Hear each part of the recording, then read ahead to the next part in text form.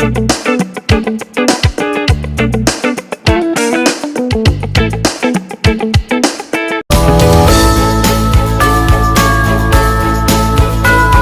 করিম সাল্লাল্লাহু আলাইহি সাল্লামের জন্মদিন পালন করা সুস্পষ্ট বিদআত। কারণ নবী করিম সাল্লাল্লাহু আলাইহি ওয়াসাল্লাম তিনি কখনো তার প্রতি বছরে জন্মের যে তারিখটা ছিল সেই তারিখটাকে কোনোভাবে উদযাপন করেননি, করতে বলেননি। কোনো সাহাবায়ে কেরাম, খোলাফায়ে রাশিদিন কারো থেকে বিষয়ে কোনো জাল হাদিসও পাওয়া যায় না। অতএব এরকম একটা বিষয়ে একজন মুসলমান যদি নিজের করণীয় মনে করে এরকম বিষয়কে, তাহলে সেক্ষেত্রে সেটি বিদআত হবে, পরিষ্কার বিদআত হবে, তাতে কোনো সন্দেহ নেই। 12 রবিউল আউয়াল উপলক্ষে বিশেষ কোনো করণীয় নেই, তবে বর্জনীয় আছে। সেটি হলো 12 রবিউল আউয়াল কেন্দ্রিক যে সমস্ত বিদআত হয়ে থাকে, জশ্নে জুলুস, ঈদে মিলাদুন নবী বা অন্যান্য যে সমস্ত আনুষ্ঠানিকতা হয়ে থাকে, নবী জন্মের আনন্দের নামে যে আনুষ্ঠানিকতা হয়ে থাকে, সেটি নবী সাল্লাল্লাহু আলাইহি ওয়াসাল্লামের আদর্শের পরিপন্থী। নবী করিম সাল্লাল্লাহু আলাইহি ওয়াসাল্লাম আমাদেরকে বলেছেন যে খালিফুল ইয়াহুদা ওয়ান নাসারা, ইহুদি খ্রিস্টানরা যা করে তোমরা তাদের সাথে সবসময় ভিন্নতর কিছু করবে, অর্থাৎ ধর্মীয় বিষয় বিশেষ করে তারা যদি কোনো আদর্শ কৃষ্টি কালচারকে ডেভেলপ করে তোমরা সেই পথে হাঁটবে না।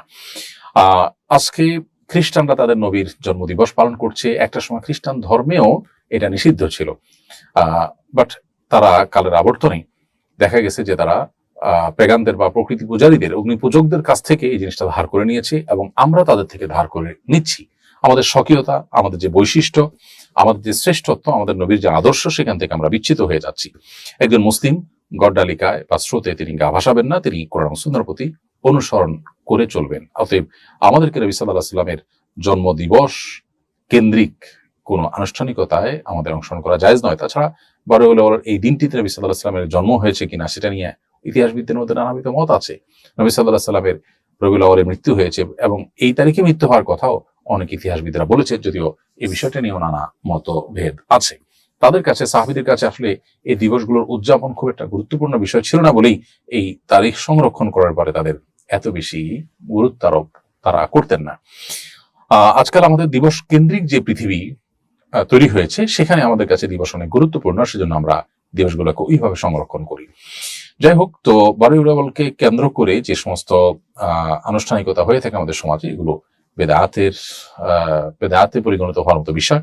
আমাদের যে সমস্ত ভাইরা এগুলো করছেন, তারা নবী সাল্লাল্লাহু আলাইহি ওয়াসাল্লামের প্রতি ভালোবাসা থেকেই করছেন। তাদের ভালোবাসার জায়গাটাকে শ্রদ্ধা তো অবশ্যই করি, কিন্তু ভালোবাসা প্রকাশের পদ্ধতি এবং বেদাতের প্রতি ঝুঁকে যাওয়া, এই জায়গা থেকে তাদের সরে আসা উচিত। আল্লাহর খাতিরে, আল্লাহর জন্য, আল্লাহকে সন্তুষ্ট করবার জন্য আমরা তাদেরকে বিনীতভাবে আহ্বান করব।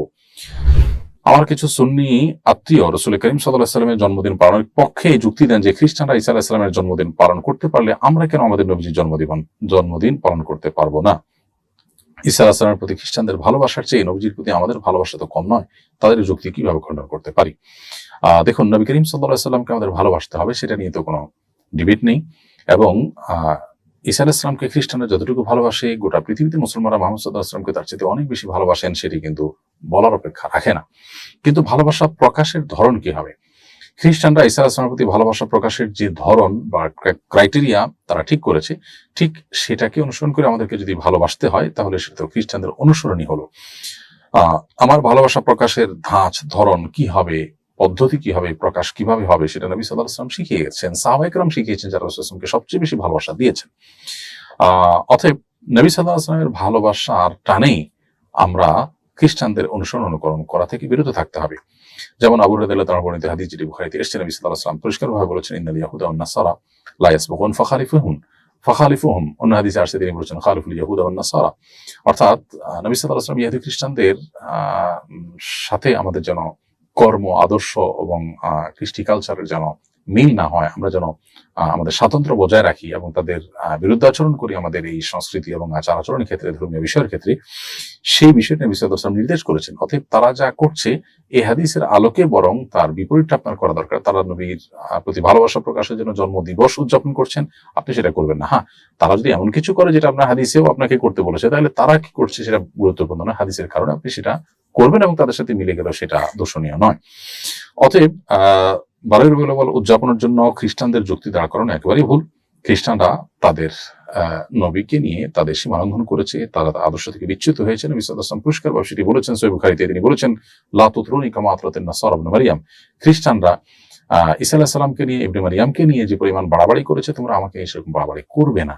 এই যে নবী সাল্লাল্লাহু আলাইহি ওয়াসাল্লাম নিষেধ করেছেন তাদের মতো করতে, বিশেষ করে তাদের নবীর ক্ষেত্রে তাদের ভালোবাসা প্রকাশের ক্ষেত্রে যে সীমা লঙ্ঘন তারা করেছে সেটা যেন আমরা না করি। বিধায় আমাদেরকে একজন মুসলিম হিসাবে ইসলামের যে স্বকীয়তা আছে সেটিকে অনুসরণ করে চলতে হবে। আব্দুর রহমান লিখেছেন, আমি একটি মসজিদে মুয়াজ্জিনের দায়িত্ব পালন করছি। মসজিদ কমিটির লোকদের মধ্যে মুয়াজ্জিনকে দোষারোপ করার প্রবণতা ব্যাপক। নানা বিষয়ে তারা অহেতুক দোষারোপ করে থাকে। মুয়াজ্জিনের দায়িত্ব ছেড়ে দেওয়ার কথা ভাবছি, আপনার পরামর্শ কামনা করছি। ভাই আব্দুর রহমান, মুয়াজ্জিনকে আল্লাহ রাব্বুল আলামিন যে মর্যাদা দেবেন বলে বিভিন্ন হাদিসে বর্ণিত হয়েছে, কিয়ামতের ময়দানে তাদের মাথা থাকবে সবার উচ্চে, তাদের ঘাড় থাকবে সবার চাইতে উপরে উঁচু, এবং এগুলো দেখে তাদের দৃশ্য দেখে যে কোনো মানুষ অনুমান করতে পারবে, ধারণা করতে পারবে যে তারা পৃথিবীতে মুয়াজ্জিনের দায়িত্ব আঞ্জাম দিয়েছেন। এছাড়াও মুয়াজ্জিনদেরকে আরো বিভিন্নভাবে সম্মানিত করবার কথা হাদিসে বর্ণিত হয়েছে। আল্লাহর সন্তুষ্টির উদ্দেশ্যে যদি কেউ মুয়াজ্জিনি করেন তাহলে সেক্ষেত্রে যে পরিমাণ সওয়াব এবং বিনিময় এবং সম্মান আল্লাহর তরফ থেকে পাওয়া যাবে, সেই আশায় একজন ইমানদার হিসাবে নির্বিচ্ছিন্নভাবে ধৈর্যের সাথে কাজটি করে যাওয়ার জন্য আপনাকে আমরা বিনীতভাবে আহ্বান করব। আমরা পরামর্শ দিব মানুষের কটু কথাকে ইগনোর করার। এটা হয়তো আল্লাহর তরফ থেকে আপনার জন্য পরীক্ষা। আপনি জান্নাতের পথকে সুগম করে ফেলছেন, শয়তান হয়তো সেটিকে সহ্য করতে পারছে না, সেজন্য নানাভাবে আপনাকে উত্ত্যক্ত করছে, বিরক্ত করছে অন্য মানুষদেরকে দিয়ে। এই পরীক্ষা আপনাকে টিকতে হবে এবং জয়ী হতে হবে ইনশাআল্লাহ বিইذনিল্লাহ। আপনি আল্লাহর কাছে আজর পাবেন। কে কি বলেছে সেটা চাইতে বড় কথা এবং গুরুত্বপূর্ণ কথা হলো আপনি আপনার জায়গা থেকে কতটা আপনার এই ভালো কাজটাকে ধরে রাখতে পারছেন। মসজিদ কমিটির লোকেরা মুয়াজ্জিনদেরকে নিয়ে নানা কটু কথা বলা, তাদেরকে চাকরসুলভ আচরণ করা এবং 10 জন দর্শকের কথা বলা এবং অনবরত চাপ দিতে থাকা, এই বিষয়গুলো আমাদের সমাজে কমন একটা চিত্রে পরিণত হয়েছে, যেটা দুর্ভাগ্যজনক। মসজিদ কমিটির ভাইরা যারা দায়িত্বশীল আছেন তাদেরকে আমরা বলবো আল্লাহকে ভয় করুন এবং মসজিদের স্টাফদেরকে নিজের ব্যক্তিগত কর্মচারী মনে করবেন না। তারা আল্লাহর ঘরের খাদেম, আল্লাহর ঘরে তারা কাজ করছে। আপনারা মসজিদ থেকে যে টাকা পয়সা তাদেরকে দিচ্ছেন বেতন হিসাবে, ভাতা হিসাবে, সেগুলো সবগুলো আল্লাহর প্রতিনিধি হয়ে আল্লাহর জন্য, আল্লাহর উদ্দেশ্যে মানুষ যে টাকা দেয় সে টাকার রক্ষণাবেক্ষণ আপনি করছেন। এটা আপনার ব্যক্তিগত টাকা না, আপনি নিজেও যদি দেন তো আপনি আল্লাহকে দিচ্ছেন, এরপরে আল্লাহর তরফ থেকে আপনি রক্ষণাবেক্ষণ করছেন। বিধায় আচার আচরণগত দিকটা এখানে খুবই গুরুত্বপূর্ণ। মুয়াজ্জিনদের কোনোভাবে যেন মনে আঘাত না হয় সেদিকটা আমাদের খেয়াল রাখতে হবে। রেমি আক্তার পাখি আপনি লিখেছেন, অনেক সময় মা রাগের মাথায় সন্তানদের অভিশাপ দেন, পরবর্তীতে উপলব্ধি করেন এভাবে অভিশাপ দেওয়া উচিত হয়নি, অনুচিত, কিন্তু মা রাগের মাথায় অভিশাপ দিয়েছেন। আল্লাহ কি মায়ের এরকম অভিশাপ কবুল করবেন? উত্তর হলো যে অভিশাপ মানে হলো বদদোয়া, মানুষের অকল্যাণ চাওয়া। মৌলিকভাবে এটা ভালো জিনিস না। নবী করিম সাল্লাল্লাহু আলাইহি ওয়াসাল্লাম এক হাদিসে তিনি বলেছেন যে তিনি লাআন এবং তাআন হিসাবে পৃথিবীতে আসেননি বা প্রেরিত হননি।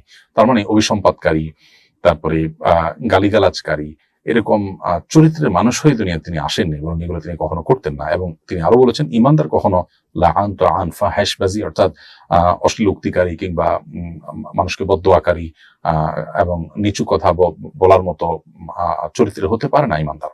এজন্য মৌলিকভাবে কাউকে বদদোয়া দেওয়া, কারোর অকল্যাণ চাওয়া, এটা একজন ইমানদারের জন্য সমীচীন না। ইমানদার মানুষের জন্য অনেক দোয়া করবেন, ভালো কিছু চাইবেন। কারোর প্রতি ক্ষোভ বা কষ্ট থেকে তার বদদোয়া করে বা তার ক্ষতি কামনা করে আপনার নিজের ক্ষোভ চরিতার্থ না করে বরং তার হেদায়েতের দোয়া আমরা করবো, আল্লাহ তাকে হেদায়েত দেখ, আল্লাহ তাকে সঠিক পথের দিশা দেখ। এছাড়া অন্য কোনো ভাবে আমাদের ক্ষোভ আমরা জাহির করতে পারি, কিন্তু তাই বলে অভিশাপ দিতে পারি না। এখন মা বাবার সন্তানের কোনো আচরণে যদি কষ্ট পান পেয়ে যদি তারা অভিশাপ দেন, কষ্ট পেয়ে আপনার দিল থেকে অভিশাপ এসেছে বা অকল্যাণ এসেছে, এটা হলে সন্তানের জন্য সেটা ক্ষতির কারণ হতে পারে। আর যদি মন থেকে অভিশাপ নাও আসে, মা বাবা যদি কষ্ট পান, জাস্ট তাদের কষ্ট পাওয়াটাই কিন্তু সন্তানের ধ্বংসের কারণ হতে পারে এবং আল্লাহর কাছে বিচারের মুখোমুখি হতে পারে। কিন্তু যদি কোনো যৌক্তিক কারণ ছাড়া অহেতুক দেখা যাচ্ছে কেউ মিথ্যা কিছু বলে তাদেরকে ক্ষুব্ধ করেছে এবং তারা সেজন্য সন্তানকে অভিশাপ দিচ্ছেন, তো এই অভিশাপে সন্তানের কোনো ক্ষতি হবে না, কারণ আল্লাহ তাআলা কোরআনে কারীমে বলেছেন লাউ ইয়াজ্জালুল্লাহু শাররা ইসতাআজালাহুম বিল খাইরি লাকুদিয়া ইলাইহিম আজালুহুম। মানুষের ভালো দিতে আল্লাহ যত দ্রুততার সাথে দেন, ভালো কিছু দান করতে মানুষকে, বিপদ আপদ বা মানুষের ক্ষয়ক্ষতি এগুলো দানের ক্ষেত্রে যদি আল্লাহ এরকম তাড়াহুড়ো করতেন বা এরকম দ্রুততার সাথে দিতেন, তাহলে মানুষ শেষ হয়ে যেত, কেউ টিকতো না।